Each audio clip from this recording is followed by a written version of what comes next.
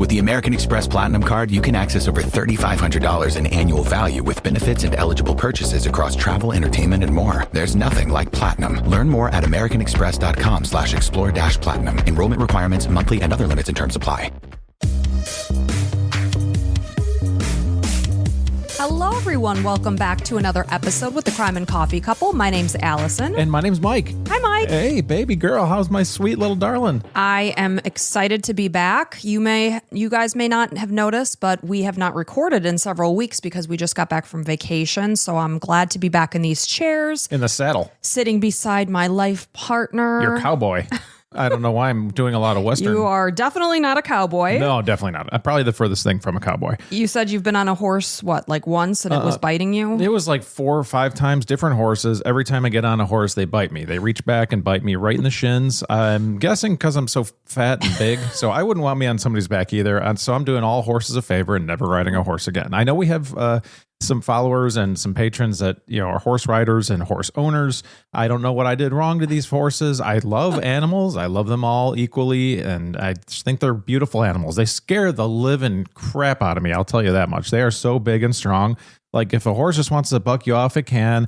If if you fall off or whatever, I mean, you're kind of high up, like you're going to break something most likely. And these things, you see the muscles on these things are gigantic. They're strong. Oh my gosh. But I don't mean to get too off course, but I'm not a cowboy. I want to say something. You said something funny yesterday when we were at the Cheesecake Factory. Our kids go back to school this week, and every year before they go to school, we go to the mall, let them pick whatever they need, if they need new shirts or shoes, whatever. And then we go to the Cheesecake Factory. So some of us were ordering off of the Skinnylicious menu, and then you have to say what you said to the waitress. I think you know what's coming from this one. So all of them, I think all three, you and our son and our daughter, were all ordering off the Skinnylicious, looking at their calories, and I was like, well, I'm going to go ahead and order the chicken piccata off the Fattylicious menu.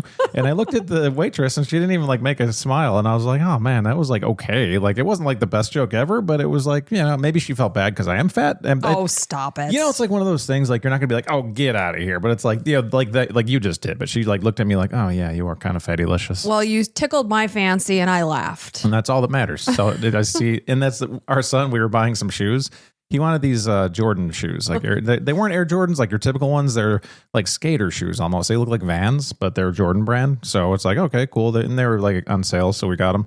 And so we go up to the counter, and the logo's different. It looks like Jordan is like 2 different things, like Jordan. And I'm like, I know Jordan shoes. Yeah, I'm from Chicago. So she picked them up, and I was like, ooh, Jordan. That's different. And then she starts laughing, like kind of like making fun of me, which I get. That's what I was going for. And I look at our son. He's like just devastated, just like, oh my God, get me out of here. They're in that age where anything we do or say is just an embarrassment to them. Yeah. And like we're told what we can and can't comment on their Instagram posts. Yeah. Oh my gosh. We cannot comment on the Crime and Coffee couples like on platform, his, on theirs. He's like, I do not want to be associated with that. It's like, oh yeah, God forbid you're associated with a couple that loves each other and is doing something that they enjoy together and getting word out about these terrible crimes and atrocities. So maybe it doesn't happen to other people. Yeah, God forbid. So hard. I'm so sorry we exist. Yeah, geez. So you think as a kid, be like, oh yeah, support my parents' journey to tell your parents. No, that's not happening. That's just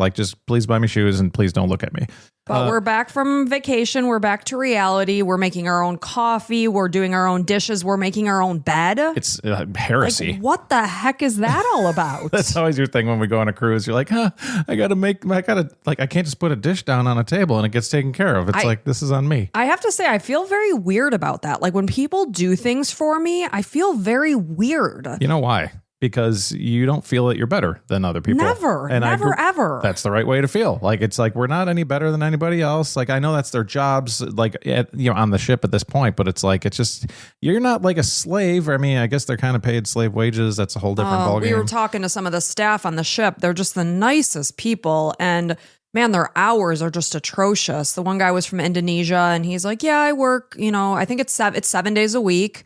They're on for like 8 months, off for 3 months. I'm like, oh my gosh, you are just amazing. I give mad props to you. This one worker, I ordered Allison a tonic and lime, and like that was just one time. And the next day I come to him and he's like, oh, Mike, tonic and lime. I'm like, oh my God. I'm like, this is crazy. I can barely remember what my wife says to me on a true crime podcast like 30 seconds ago, let alone like a drink from yesterday from some random dude. So not to mention our coffee lady had to correct you almost every morning. She knew my coffee more than Mike did. And you wouldn't know because I was the only one there. But I told you, I was like, yeah, I went there and like, so Allison's got, as you guys know, Allison, she's very, very particular. A lot of high things. Maintenance. Yeah. Some might say. I didn't want to say it, but thank you for admitting. So I go to her order was a large latte with an extra shot of espresso with only 1 pump of caramel and oat milk. So like there's a lot of differentiation. So I would forget one of those things at some point, almost every order, like 2 or 3 times out of the 8-day cruise. And the lady was like, oh, you want oat milk, right? And I'm like, oh yeah, thank you so much for remembering. And she's like, oh, only 1 pump of caramel, right? Because I'm just like with caramel, because I remember that all these things are just like, oh, okay, just 1 pump of caramel, whatever. And yeah, I might be a little brain dead. So everybody listening to this be like, Mike, you should get checked out. And I definitely should. So, but yeah, these people are very hard workers, fantastic people. But we are glad to be back. You know, as much as vacation's amazing, it's good to be back in our routine. Right. Yeah, I'm very glad to be back working. I'm winking. If you can see, you're not watching YouTube, I'm just winking. Yeah. But we're happy to be back with our listeners. And on that note, I think we should get started. I think we should. All right, so this is the murder of Karen Buckley, and this is a case suggestion from Nicola. So thank you so much, Nicola. So in 2015, 24-year-old Karen Buckley, she was an outgoing girl. She had a really strong passion for traveling the world. She loved to experience life. She loved to meet new people, experience new cultures. And that's actually what we were saying while we were on our cruise was how amazing it is to meet people from different parts of the world, see how they live their lives, what they eat, etc. It's so fascinating to me. One of our stops was Dominican Republic. We basically hung out with like 2 like Dominican Republic, residents like for what, 4 or 5 hours, something like that. It was awesome. It was so cool. And they were telling us stuff about, visas and stuff, just, and, getting to know. And like, she's a woman after my own heart. I love traveling, love getting to know cultures. So she worked as a nurse at Princess Alexandra Hospital. This is in Harlow, Essex, England. This was for a few months. And at that point in time, while she was working as a nurse, she started to think about occupational therapy because while you're working in the hospital, you're working among other disciplines. And that was something that just caught her attention. So with that decision to go towards that avenue, she decided to relocate to Scotland. And this happened in February of 2015. She did this in order to study for a master's degree in occupational health at Glasgow Caledonian University is the program she enlisted in. And like, I said, she loves to travel, so this is just another opportunity to live somewhere else. So Karen was born in 1991 to parents John and Marion Buckley, and she had 3 brothers. This is Brendan, Kieran, and Damien. She was raised on a farm in Cork, Ireland. So the family was exceptionally close. They were really the center of each other's worlds. And this is despite the fact that, she's going from country to country and traveling. Her family obviously remained the center of her world. So during her teenage years, she worked as a waitress at the Hibernian Hotel in Mallow. And here she earned the nickname, I hope I say this right, Kaylin Gallic. And this is a way to describe her as the ever-smiling Irish girl. So she would work various events that were held at the hotel. This included weddings and, other events. And no matter what was going on in her personal life or what kind of day she was having, Karen was always known to wear a smile on her face.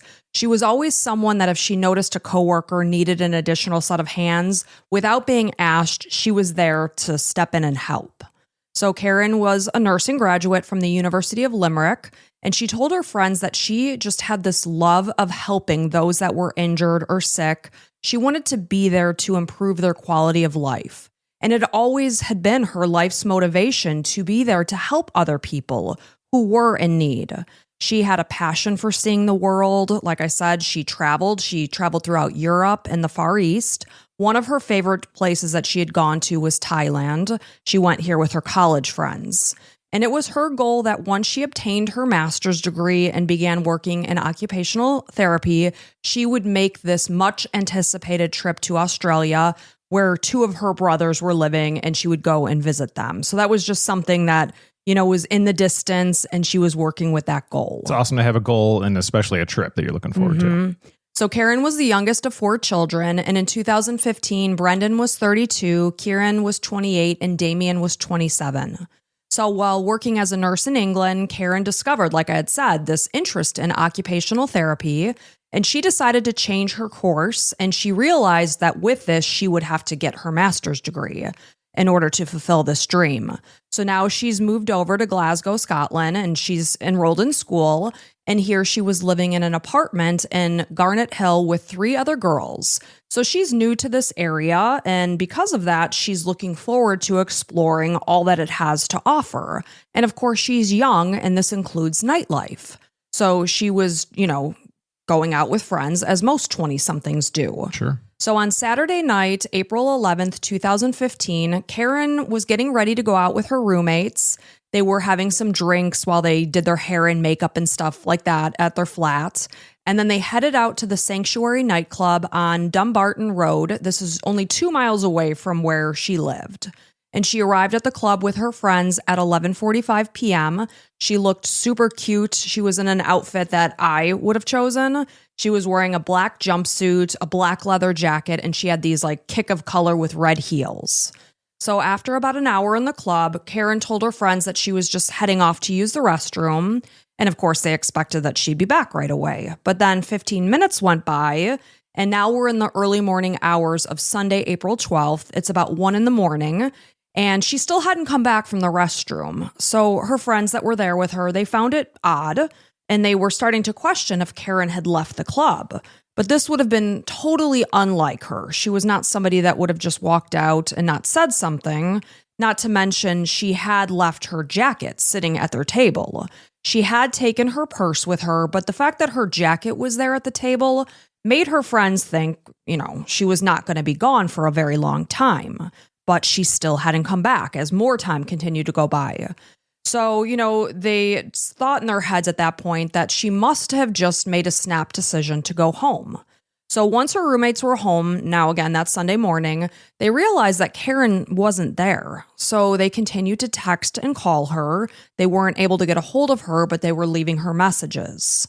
So having been in a club for hours that night and having drinks while they were getting ready that evening, obviously they were having some drinks and, there may have been a little tipsiness involved. Well, that's the whole point. Yeah. And, she's young. So they thought maybe she met somebody in the club and decided to go home with that. Yeah. Make a decision to leave your jacket, whatever. I'll get a new jacket. Right. Or her friends would see it and bring it with them. Yeah. But I will tell you, her friends did say that she was by no means overly intoxicated. And I will tell you that surveillance video proves that she was walking in an orderly fashion. So she was not overly intoxicated at this point in time. So, however, now when she still wasn't home on Monday, Karen's friends and roommates knew something bigger was happening here. This was not like her. She was a very responsible, communicative person. So at this point in time, they made the decision to report their friend missing. So now it's Monday. It's April 13th. This also happens to be Mike's birthday. Thank you. So the Scotland police launched a missing person appeal. So it wasn't one of those cases where they thought, well, she's, a 20-something girl.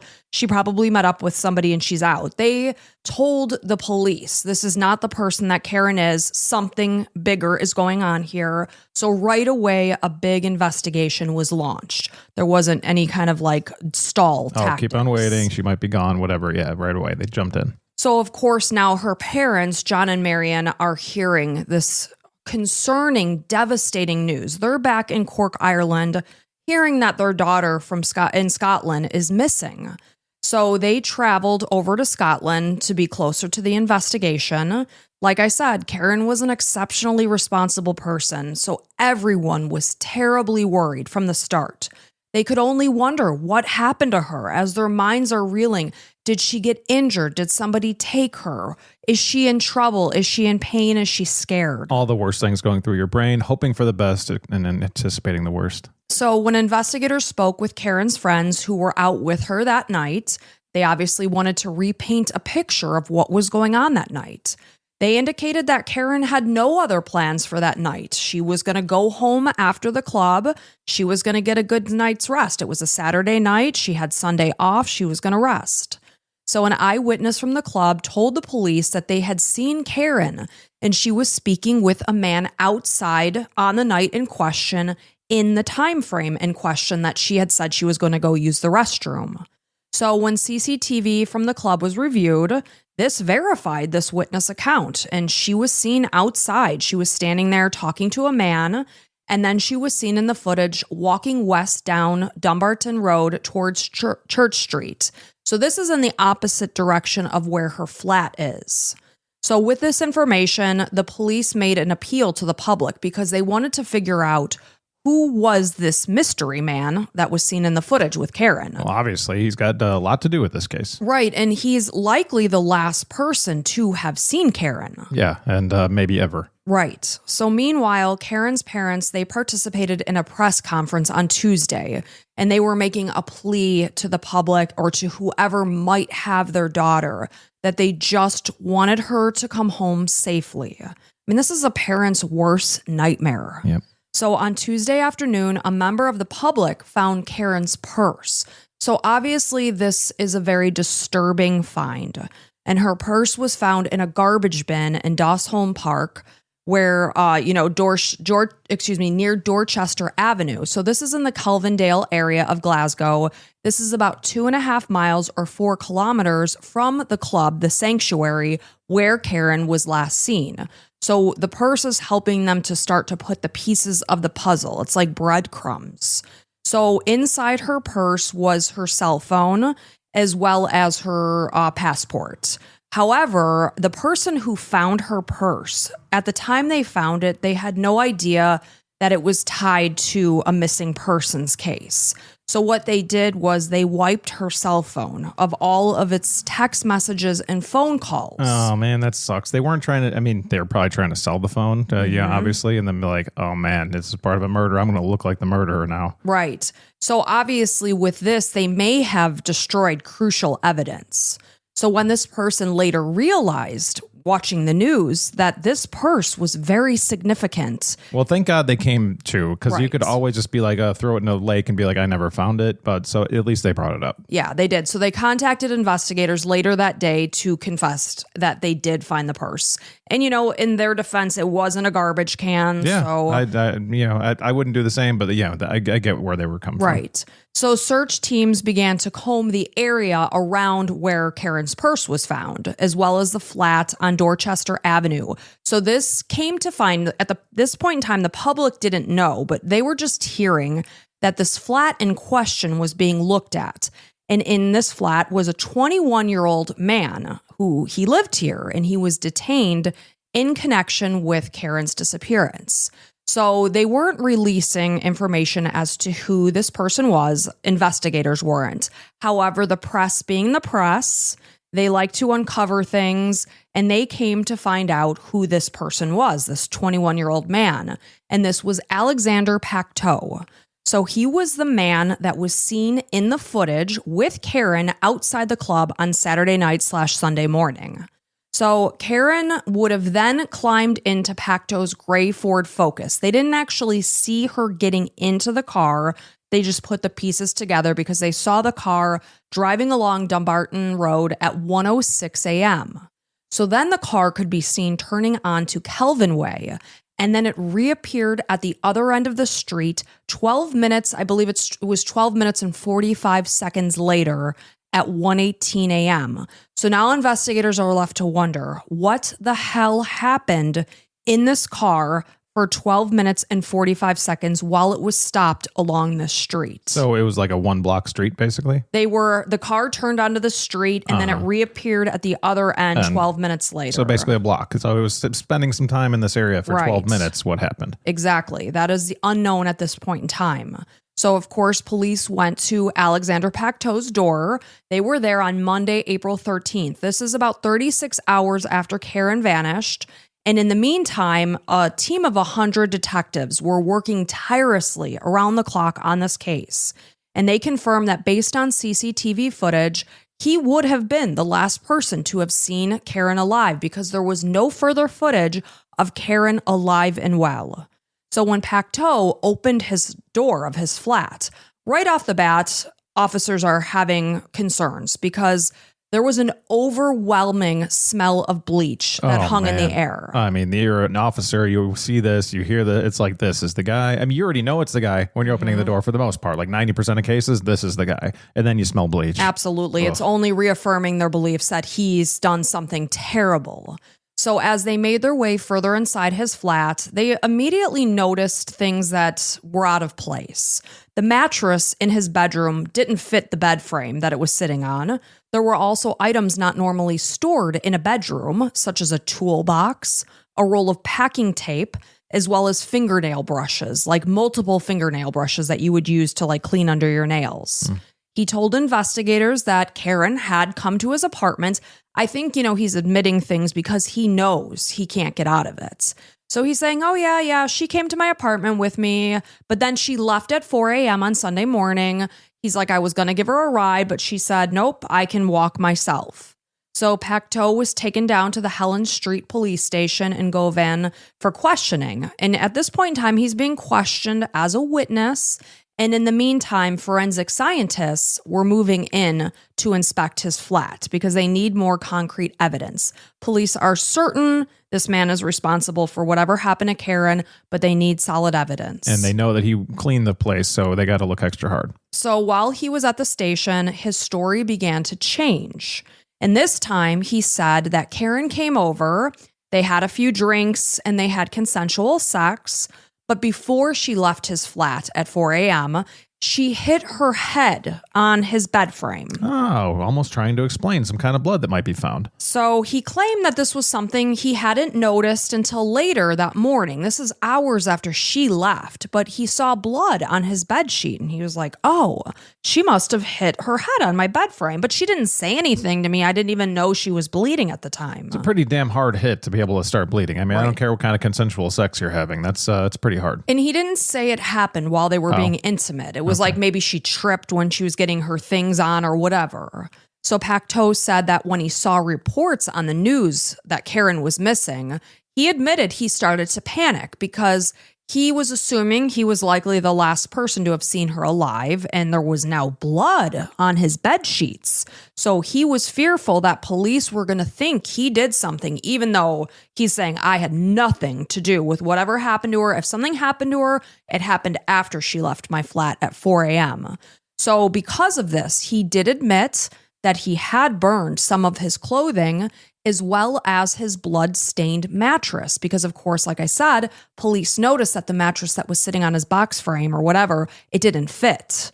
So when detectives searched Pacto's pockets that were in his pants that he was wearing at the station, they found 2 keys that belonged to padlocks, as well as a receipt from a store known as Pound Stretcher. And this is a British variety store chain. So with the receipt, they could see in black and white that he had purchased something that's called caustic soda, otherwise known as sodium hydroxide, otherwise known as lye. And this is a highly corrosive alkali. So while he was being questioned at the station, not only was his flat being searched, but investigators were also searching Pacto's Ford Focus, because we know that Karen got into this car, they drove down that street, they remained in that car for about 12 minutes on that street. So in the meantime, a special police Scotland cadaver dog who was trained to react to scent and bodies became agitated near the trunk of his car. So after questioning, they're still processing evidence. So he was allowed to be released, and he was temporarily staying at a Holiday Inn hotel while the investigation continued. So despite the fact that we know he used bleach in his flat to clean it, the presence of Karen's blood was located in both his bedroom as well as his bathroom. So on Wednesday, April 15th, police felt that they had enough evidence at this point in time to treat him not as a witness, but as a suspect. So Pacto was detained in a Starbucks shortly before 2 p.m. on this Wednesday, April 15th, and he was taken back to the Helen Street police office for additional questioning. So here they found a note that was in his pocket, and it was basically detailing what he had told the officers during his first questioning. So they made the assumption that he was taking notes so that he could remember his lies. Yeah, of course. Because I always say, if you're telling a true story, you don't need to take notes. Right, because it happened. Right. It's only when you're lying and you need to remember your lies. So an hour after police released a statement that Pacteau had been detained, they received a phone call. And this was from a man that had worked with him in the past. And they had illegally sold fireworks at one point in time. And this man wanted police to know that there was a place that they needed to look at because it was a place they used to store their fireworks while they were working. And it was at a farm. It was at High Craigton Farm. Easy for me to say. So he was basically saying, you guys might want to take a look at this place because if he's wanting to hide something, he might do it at this location. So investigators arrived at this farm in question at 3:30 p.m. on Thursday, April 16th. So they had found those receipts in his pocket when he was originally at the station for padlocks. So what they were looking for at the farm was storage units because there were storage units at this farm, and they wanted to look for storage units that had newer looking padlocks on them. So after a few hours of searching, they found a shed. And it had a padlock on it, and there was a blue barrel that was inside. And it was covered with a sheet. It had a bike wheel over it, as well as a paper shredder. So obviously the person who put this blue barrel in the shed wanted to disguise it. So since receipts prove that Pacteau had purchased this caustic soda, investigators got in touch with scientists to, figure out what they needed to do, because if they opened this barrel, could they get harmed by the substance? Right. So it was deemed that they could open this barrel at 8 p.m. is when they got the go-ahead. So now when they removed the lid of this barrel, they were met with an absolutely horrific sight. They found Karen's naked body, and she was submerged in this chemical solution. The barrel was transferred to Southern General Hospital in Glasgow for an autopsy. And stories like this just break my heart over and over again because this was this beautiful human being. She was a daughter, a sister, a friend. She was so many things to so many people. And now she's discarded in a blue barrel as if she's a piece of nothing. And that just I can never just get used to that. She was a nurse, a caretaker, a student, just so many things to so many people. And this guy just decided, tonight's the night. I'm going to take her out of this earth. And she would have done so much good. She already had done so much good in her life, but she was working in the healthcare field. And I am someone who works in the healthcare field. And when you see a good nurse or a good therapist, it's such a gift to the world because people are very vulnerable when they're scared and they're sick and they're trusting their care in the hands of other people. And she was the person to be in the healthcare field because she was so nurturing and kind and compassionate. So the medical examiner determined that Karen had suffered multiple soft neck injuries, meaning, strangulation, and about 12 to 13 heavy blows to her head that caused her skull to fracture. And it caused her to have a subdural hematoma, which is bleeding of the brain. It caused her brain to bleed out. That's how severe these injuries were. That's how horribly hard this monster struck a perfect stranger, somebody he met minutes before. Like, you think you're just going to meet somebody who's nice and potentially like a life partner or just somebody fun for a night or whatever it is, and somebody to spend some time with. And it's like you end up going to their flat and you get beaten to death or wherever they were when it happened. Car. Yeah, that's what I figured. But man, that's just we've all done it. We've all talked to random people at random places. Right. And this is unfortunately the worst case scenario. And you're at a club. This is a 24-year-old girl chatting with a 21-year-old guy. Yeah. You don't think something like this is going to happen. And, injuries to her body prove that she had fought for her life. She had been murdered within 20 minutes of meeting this man by chance. Jeez. She was just in the wrong place at the wrong time with the wrong monster. And unknowingly, she didn't do anything wrong. I mean, this guy was at a club with his friends. What the hell happened? Like, can you never leave by yourself with somebody else? Like, you can't bring friends with you if you're going to be, spend some time with somebody privately, right? It's just, right. Oh my gosh. So a forensic expert was able to match soil samples from Pacteau's car to Dossholm Park, where Karen's purse had been discarded, as well as High Cregton Farm, where her remains were found, 8 miles from where she disappeared. Despite the fact that he had cleaned his car and then he took it to Annie's Land Valet for a secondary cleaning, traces of Karen's blood were still found on the passenger side seat because that's where she was sitting when she was attacked. So investigators combed over 1,900 hours of CCTV footage in order to build a case against Pacteau because they needed to prove that the time she drove away in that car was the last moment she was alive. There were no other visions of her on CCTV footage because she died in that car. So this proved that later in the day on Sunday, the same day that Karen went missing, he drove to various supermarkets and DIY stores in the West End to pick up various supplies. He could be seen on surveillance filling his cart with bottles of caustic soda. We know he had the receipts in his pockets. He also purchased a 220-liter blue barrel, plastic gloves, and a mask. I mean, they got this guy. Of course. This is no problem. He also made trips to High Cregton Farm, where her body was found, on the outskirts of the city.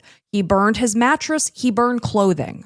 With his third round of questioning, this time, now investigators have solid evidence against this guy.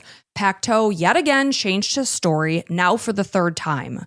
He said that while they were having consensual sex, Karen hit her head, she got extremely angry with him, and she slapped him in the face. So in retaliation, he began to hit her in the head with a wrench. So as the full details began to emerge, investigators determined that Karen and Pacteau were strangers to one another. They combed through social media. They talked to her friends. They determined that she had never laid eyes on this guy before, but just by chance, they were at the same club that night. So, and just by chance, they bumped into each other outside at about 1 a.m. Earlier that night, he arrived in his car with about 7 friends. So apparently the plan for him was that they were going to take Ubers or whatever kind of ride share to the club. They had been drinking before they went to the club. He had no business driving to the club that night, but apparently he was very antsy and he didn't want to wait for the second car because there were so many of his friends that they had to take 2 cars. So at the last minute, he said, let's just take my car, we'll go. And, that decision probably changed everything because had he gone in a rideshare, he would not have his car there to take Karen. Right. So it's just one of those small, tiny details that just are tragic. So he's arriving with 7 of his clubs. When they got to the club... 7 of his friends. What did I say? Clubs. You said 7 of his clubs, so you went 7 of his friends. Thank you. Yep. Thank you so much. So he arrived with 7 of his friends to the club. While they were there, they booked a booth for £250. So at the same time that Karen just happened to walk out of the club, Pacteau had told a steward that he was just running outside to grab something from his car. His car was parked about 100 yards from the club. So he walked down the street, he briefly returned to the club, and then he left again. So while he walked up and down the street, this is all seen on CCTV footage, he met Karen, and the two just got to chatting. And it's likely that he probably offered her a ride back to her flat. It was about a 5-minute drive away, and she accepted his offer. Why was she outside? They don't really know. Was she a smoker? Was she having a cigarette? No. Just outside. And she was supposed to be going to the bathroom. And she wasn't intoxicated. She was not overly intoxicated. She had had a few drinks that night. But it's interesting because her friends are all inside. I'm not trying to blame anything. I'm just trying to put set the picture. scene. Yeah. Right. Like, why would anybody be standing outside just looking around, right? Like the CCTV shows she was kind of hanging out outside of the club. I'm not really clear on that. If maybe she bumped into him as they were walking out and he encouraged her to walk out. It's unclear because Karen is no longer here. And you're also at a club. I can see like getting hot and like just stepping outside for a bit. Like that might be the case. Maybe just to get some fresh air. So we're assuming things at this point because Karen is no longer with us. And Alexander's a lying monster. Of course, you can't take anything this guy says for face value. Right. So rather than driving her home, though, he drove to nearby Kelvin Way. And it's unknown what he may have even said to Karen outside of the club because she was a very cautious. She had a good head on her shoulders. Right. So clearly this guy was very convincing. He made her feel at ease. So she willingly got into his car. So once on Kelvin Way, he stopped the car. This happened at 1:06 a.m. There they remained for 12 minutes and 46 seconds. And during this time, he grabbed her by the neck. Based on the injuries on her body, we know this happened in an attempt to choke her before he repeatedly struck her in the head at least a dozen times with a wrench, otherwise known as a spanner. And why he had a wrench just sitting there in his car, I don't know. From here, he began driving in the direction of his own flat. He stopped at Dossholm Park along the way, and here's where he threw her purse into the garbage bin that contained her cell phone as well as her passport. So CCTV proved that Pacto arrived at his first floor flat on Dorchester Avenue at 2 a.m. He went inside, he retrieved a sheet, and he used this sheet to wrap her body before bringing her inside. And even though his mother apparently and his flatmate were home at the time, they were asleep only feet away. Pacto carried Karen's lifeless body through the first floor, and he left her in his bedroom until later that morning. And despite having just brutally beaten an innocent woman to death, he fell asleep in that room with her remains in there with him until about 8 in the morning. So now awake, he quickly got to work because he knew that he needed to dispose of evidence. So he used his phone to research the properties of the corrosive substance caustic soda or sodium hydroxide. He left Karen's body inside of his locked bedroom, and he drove to B&Q Pound Stretcher on Great Western Road, and here's where he purchased 6 liters of caustic soda, at 9:42 in the morning. We see him on CCTV buying these items. He was also seen on CCTV footage buying not only this, but drain unblocking fluid, as well as a mask and gloves. He purchased padlocks from Tesco, Pound Stretcher, and Asda.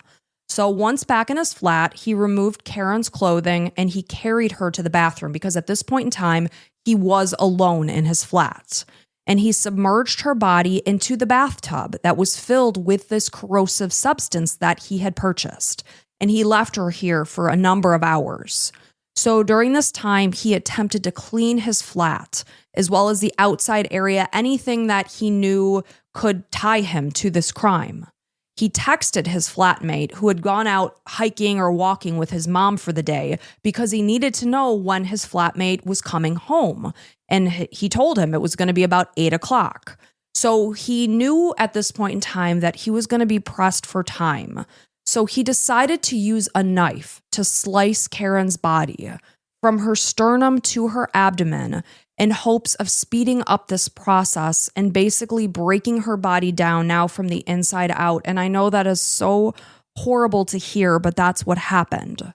So when he realized that this also didn't work, it's edging on 8 p.m. He knows he needs to, do something. So he was forced to drain the bathtub and remove Karen's body in anticipation of his flatmate returning.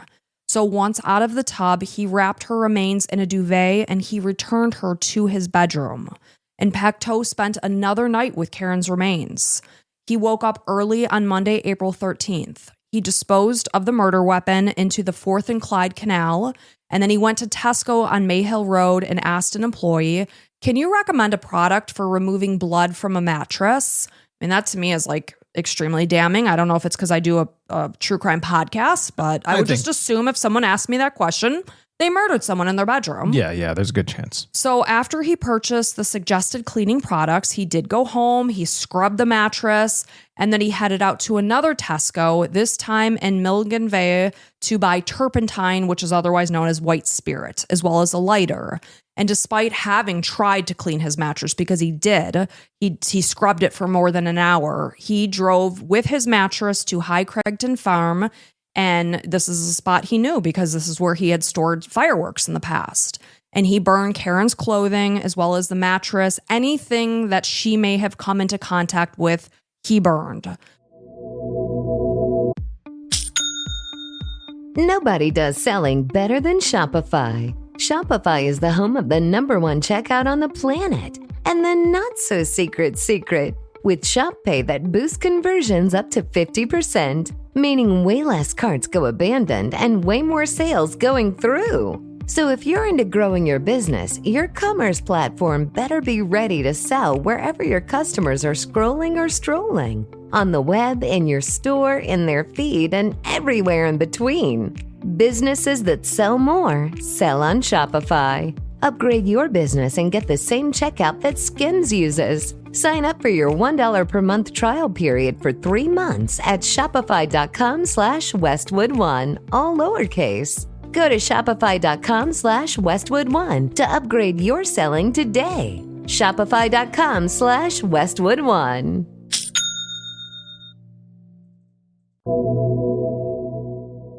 So at 8:34 a.m., he utilized his cell phone to call a packaging company. This is InvoPack. And this is where he ordered this large blue barrel. And then he drove to the east end of the city to pick it up. He purchased the additional chemicals from Pound Stretcher. He came back to his flat. He bound Karen's body with an extension cord. He placed packaging tape around her neck. And then he placed her body inside the barrel. And he later filled the barrel with a mixture of caustic soda and water and partially submerged her body. So Pacto was a very large man. He stood at 6'4". He weighed about 210 pounds or 15 stone. While Karen was a smaller girl. She was about 5'4". She was slender. And he was able to carry this barrel with her remains inside to his car. And a neighbor actually recalled seeing him. He was struggling down the stairs of his flat with a large blue barrel. And at the time, she would have never, ever imagined that it contained a human body. Yeah, if anything, you joke. Like, what are you, carrying a body there or something? And like, he has a small car, a Ford Focus. Right. I don't know how he got it in there. So he drove back to the farm. He paid the farmer 10 pounds storage fee for the week.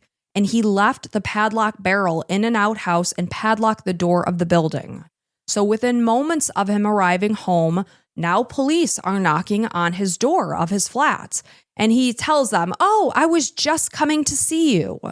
So he may have thought that maybe he covered his tracks. But with the use of CCTV, forensic analysis of his car, as well as his cell phone, thankfully, investigators were quickly able to unveil his lies. So forensic experts found Pacto's fingerprints in the blue barrel that he filled in an attempt to destroy Karen's remains. Divers were able to recover the wrench that he used to strike Karen in the head. Wow. And this was in the murky waters of the canal. And meanwhile, a burned mattress was found at the farm that proved that it was from his bedroom.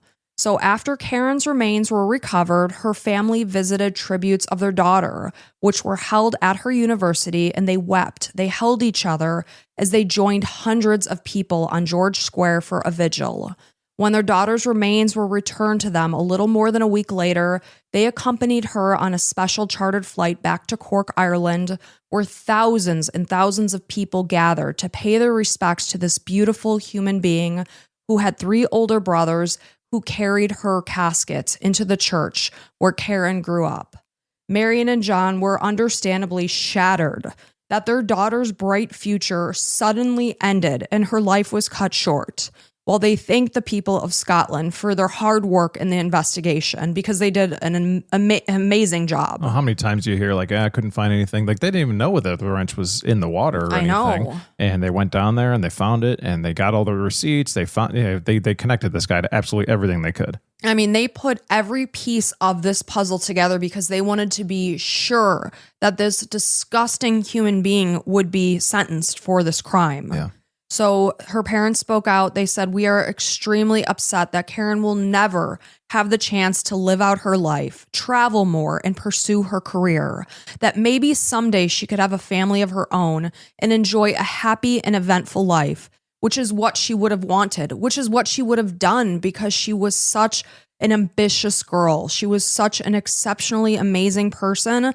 And the fact that this disgusting human being just saw her as nothing more than something to just beat and discard of it's just shattering. Yeah. And like, as a parent, that's the last thing you ever want on earth is one of your kids to be violently taken from you, much less anyway. Like you'd rather have stage 4 cancer, as a parent than have like your darling daughter taken away from you by some monster. I mean, a parent's worst nightmares is something happening to their children. It's just something that keeps me up at night. I worry about everything, and that's like my worst nightmare. So in August of 2015, Pacto appeared at High Court in Glasgow. He admitted to murdering Karen. During his sentencing in September, he claimed that he was remorseful. I don't know if this person has the capabilities of feeling remorse. Yeah, he's just trying to get a lesser sentence. But he said that an apology would sound hollow to Karen's family, who were seated on the public benches. He claimed that when he murdered her, he had been extremely intoxicated. He recalled very little about why he even killed her. I'm sorry, I've gone out a million times in my 20s and gotten intoxicated. I never beat anyone with a wrench. Same. Like, what the hell is going on inside of this man? Well, you got to think that he's had other occurrences of things, and I'm sure you would have told us if you did. I will tell you. Okay, good. So he recalled that they began to argue, and he became angry about something that she said about the men in the club. Like, you met her 20 minutes ago. Like, she's not your, wife or anything, but, it's crazy. Like, I always say when people are getting so angry at strangers, how do you carry so much anger inside of you? Yeah, I never want to see you again because you're only worse to people you know. It's bizarre. So Pacto was given a mandatory life term with a minimum of 23 years. As we know, in Europe, a mandatory life term is like not 20 life. years. Yeah, it's weird. 23. This is a 20-something-year-old guy. At the time, he was 21. He'd be in his mid-40s. So it's a minimum of 23 years before he could be considered for parole. He showed zero emotion, if you could believe that. He refused to look in the direction of Karen's family as he was led away in handcuffs because he is a disgusting coward. After his conviction, it emerged that Pacto was cleared on charges of attempted rape in 2013. Big surprise. In a case that was very similar to what happened to Karen. He was accused of attacking a 24-year-old woman when she was on her way home after a night out. And this was something he was acquitted for. This is completely outrageous. So he told the jury that he was gay. So he would have never tried to engage in sexual contact with a female. What sucks about these situations is there's no evidence, and it's he said, she said. So it's like, okay, what are you supposed to do, right? You take the guy's word for it? I don't know. It sucks, and then it has to be open until something terrible happens, and you can pin him to it. Well, it's unfortunately, something terrible happened. Yeah. So, and then in 2014, he was convicted for forging banknotes with 6,000 pounds by scanning paper money and printing out the copies. So he's a waste of life. Completely. So despite his dark, violent ways, Pacto was actually raised in a very loving home, a good family. He had a French father and a Scottish mother and 3 siblings. He went to a prestigious private school in Glasgow. His parents owned a courier company, Priority Courier Service. But then the business collapsed and his parents divorced in 2013. Pacto at this point in time went to live with his mother. That same year, he was severely injured in a car accident and later moved into a flat in Drumchapel. So he occasionally saw his family and friends, but after this accident, he became increasingly isolated. He would spend days and days just holed up alone in his bedroom, just surfing the internet. Wow. He rarely left his flat. He ordered Chinese takeaways, pizza. His weight climbed to nearly 300 pounds or 21 stone. So clearly he was, really depressed at this point. And what kind of injuries? Obviously a head injury. They didn't say anything about a head injury. I know it affected his mobility. He was wheelchair bound for a bit, used crutches, etc. Okay. Although those that did spend time with him, though, described him as a gentle giant. So when he was with people, they said he came across as gentle. They said he was funny and engaging. Which is probably why Karen chose to take a ride home. Right, because again, Karen had a great head on her shoulders. So he was clearly someone who was able to mask this horrifically dark side of him. So his earliest release date is 2038, and that's not that far off. No. He will only be in his mid-40s if he is released at the earliest possible date, which scares the hell out of me. Well, this is a perfect example of somebody that absolutely cannot be rehabilitated. No. This guy will never be fixed. So you got to, put him down. You got to keep him in jail. Keep him in jail is what needs to happen. Sure. Because if he is able to meet a charming, sweet, lovely girl outside of a club who is a complete stranger to him, and within 20 minutes, she's dead in his car, what the hell is he going to be capable of when he's in his mid-40s? And I mean, I use a term for animals because he's an animal. He's a monster. a wild So, animal. Like if a dog attacked somebody and killed them, we would put them down. This is the same thing for this human being. He's incapable of being around women and not killing them or hurting them or whatever. So kill this guy. I mean, he's useless, or keep him away from the general public for the rest of his life. And if they don't, I don't know what they're going to do. Somebody else is going to be hurt is what's going to happen. 100%. So John Buckley spoke for his wife and his 3 sons. He spoke for his family outside the courtroom, and he said, all Karen was doing was making her way home when she was randomly targeted and murdered by a cowardly, vicious criminal. No words of ours can do justice to our feelings toward him. He is truly evil, and we hope he will spend the rest of his life behind bars. Our hearts are broken at the thought of Karen's final moments in this world. The thought of her alone, frightened and struggling for her life haunts us. The last face she saw and the last voice she heard was of that cold-blooded, cowardly murderer who calmly set about trying to dispose of her body so she would never be found. Not only did he rob Karen of her precious life and future, he robbed us of our beautiful daughter and sister. And that is the sad and tragic murder of Karen Buckley. So incredibly sad. And cases like this come up time and time again where we all know, everybody listens to true crime, that this guy's going to get out and do it again because it's wired in his brain that he's a violent, horrible human being. And he's probably has some other issues like bipolar or multiple personality disorder. It sounds like, because he can be a very charming individual and then all of a sudden murder someone. I mean, can you imagine the darkness that would come out? It's like Ted Bundy when he he seems so engaging. He's a friggin' monster is what he is. Yeah, and this guy can turn into a serial killer. I mean, he can learn from his mistakes and be like, well, next time I kill somebody, I won't do this. Like, this guy gets out, he's killing somebody. Right. Or at the very least, harming somebody badly. And I just think of the Buckleys, who for the rest of their life will live with a hole, a tremendous gaping hole in their hearts. And to think that this guy might get out in his mid-40s and have a life to live in the world, something that Karen will never be allowed to do, what a slap in the face that would be to her family. Yeah, and Karen did nothing wrong. She's a young girl trying to meet people, and you're always looking for your mate. You're going out like, oh, maybe I'll meet the guy, whatever, tonight. And she trusted this guy. He was charming enough. Like, you can't go back and be like, I wish she would have done this. Like, what is she supposed to do? Get his ID and show her friends? Be like, I'm going with this individual. If something happens, like, no, that's never going to happen. That's just not how it works. And again, his friend said, a gentle giant, funny, charming.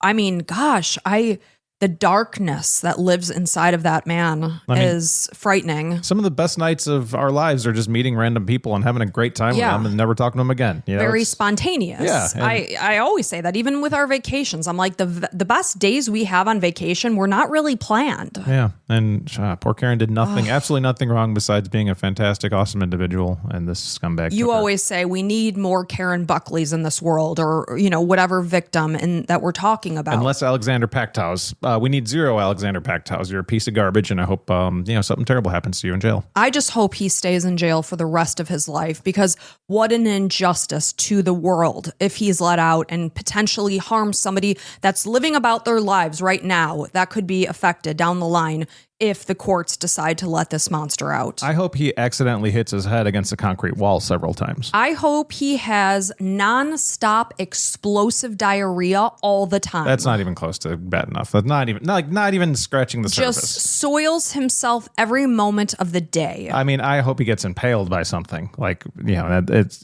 repeatedly, but stays alive so he can feel pain and horribleness. So I want him to feel the horribleness. So whatever, let's stop talking about him. But our hearts go out to the Buckley family, because because we didn't know Karen, but she sounded like an absolute gift to this world. And I'm so sorry that she's no longer here. Absolutely. So thank you so much for listening. And it's important to get these stories out to remember these awesome people that have been taken from us and their families and their friends way, way, way too soon. And Karen was one of those people. Absolutely. So thank you so much for telling the story. And if you really enjoy what we do, you can support us for free by subscribing to our YouTube channel. Make sure there's 40% of you out there that are not subscribed to us on your podcast platform. So whether you're on Spotify, Apple, any of those, go ahead and just press that plus button and make sure you're subscribed so that you can get the updates next time we come out, because that does a lot for us. It helps amplify the message and all that kind of stuff, gets more of these stories out there, and tell your friends and family and all that good stuff. And as we always say, go ahead on over to Patreon or Apple subscriptions if you'd like an extra weekly bonus episode. We do 2 episodes a week. This one's free. The next one on Wednesdays is going to cost you a couple shekels. What's the big deal? Support this mom and pa. I'm Pa. And I'm Ma. Yeah, so we'd love to have you over. We're just a tiny little podcast. We're not that huge, gigantic network like the Audio Chucks and this and that and Busy Chupa-Teepies. We're just Allison and Mike. I never heard of Busy Chupi-Cheepy. Not yet. So yeah, just come on over, support us. We appreciate it. Somebody complained that we talk about this on our free podcast. Hey, I'm sorry. How dare you promote us, Mike? How dare you? I'm sorry we're promoting our own podcast and our whatever. There's plenty of podcasts out there. If you don't like us, go find another one. They're all great. And that's okay. No harm, no foul. But we appreciate you guys for being here. And one other thing, if you could leave us a 5-star review on Apple. Oh, that'd be great. Or Spotify. Or Spotify. We don't care, but we appreciate you guys one way or the other. And be safe, be kind to one another, and until next time, bye.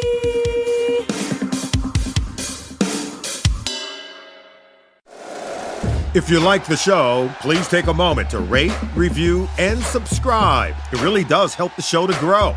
Thank you for listening.